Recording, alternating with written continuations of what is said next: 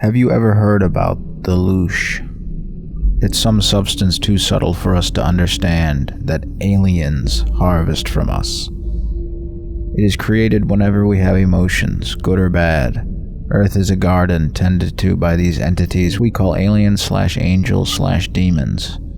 Could it be that religion is the way out of this, as all major religions promote peace and love and calm? Perhaps, if you become enlightened and produce very little loosh, like a good Buddhist, then maybe the entities release your souls from the garden because you've become useless to them. Discuss. Just a clarification about that, though. A common misconception about this loosh harvesting often arises from people only telling one side of that story. Whereas Monroe initially fell into a rather severe depression when he discovered this system, he later was shown exactly how this loosh energy was being utilized. I'm going to give a quick review of it because it is definitely worthy of consideration. Bear in mind, though, that as Bob himself was told, it is hard to put universal processes into a perspective that can be unequivocally understood by our human minds. Earth, it would appear, was the creation of someone coming from somewhere for the purpose of cultivating this loosh harvest. Apparently, loosh is of great value in somewhere, but is relatively scarce and hard to find. This someone coming from somewhere was the being/entity/intelligence that created the Earth life system that we see in effect upon this planet today. In the course of experimentation, it was discovered that loosh was emitted in a very rare, unrefined state as a natural byproduct of the carbon/oxygen life cycle taking place on Earth.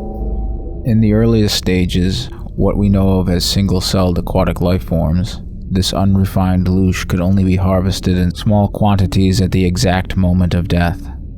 Later experimentation brought about plants which were higher-order loosh producers than the unicellular initial life forms. Even later experiments yielded larger mobile animals that emitted better quality, though still unrefined, loosh.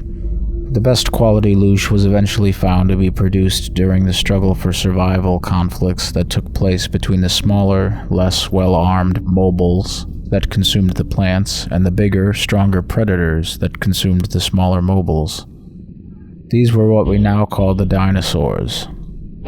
Although these mobiles produced much better quality loosh, they were found to be too large and too long in lifespan to be practical in the long term. In one single motion, someone terminated the lifespans of these creatures, i.e. the extinction of the dinosaurs event, and quickly replaced them with smaller and faster mobile units which resulted in even higher loosh output. As a side experiment, someone also created a very different form of mobile, humans. Although comparatively weak and ineffective, this variety of mobile could take energy from both plants and animals. Also, someone pulled forth a piece of himself to act as a very unique catalyst.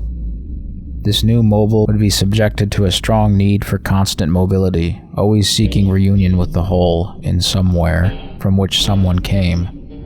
Although it came as a great surprise to someone, it was from this side experiment that pure and distilled loosh was found to be automatically created. It was generated when those units were in conflict with other units to protect their young offspring, and also generated in large amounts when they felt lonely. When one of these lonely units sensed the presence of someone, it began to cry and generate large amounts of very high-order loosh energy. Someone then included this fundamental baseline in his formula.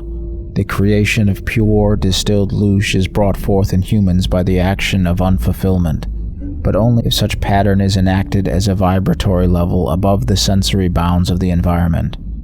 The greater the intensity of said pattern, the greater the output of loosh distillate.